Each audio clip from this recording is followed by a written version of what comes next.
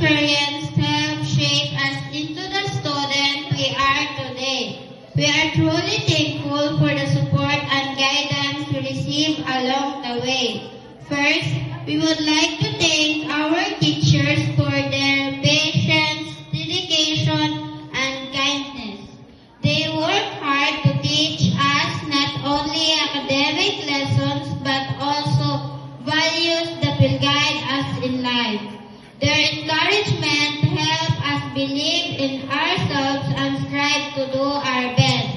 Even when lessons were difficult, they never give up on us. Because of them, we gain knowledge and confidence for the future.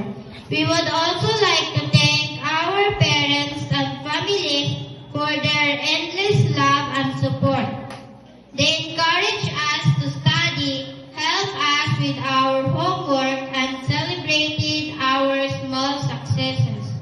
Their sacrifices and hard work make it possible for us to continue our education. Whenever we feel tired or discouraged, they reminded us to keep going. Today's achievement is not only ours but also theirs.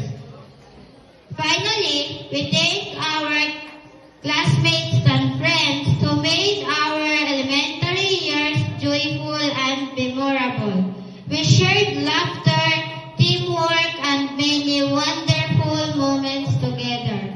These friendships help us grow and learn the importance of helping one another. As we move on to a new chapter in our life, we will carry these memories with us. With grateful hearts, we say thank you to everyone who became part of our elementary journey. Para ni sa inyong mama, papa, lolo, lola, uncle, o ate. Among iatag among 100% na paningkamot para makalampos mi gikan elementary, high school hangtod college, ug aron makabot namo ang among mga goal sa kinabuhi, ug makatabang mi sa inyo pohon na mga panahon.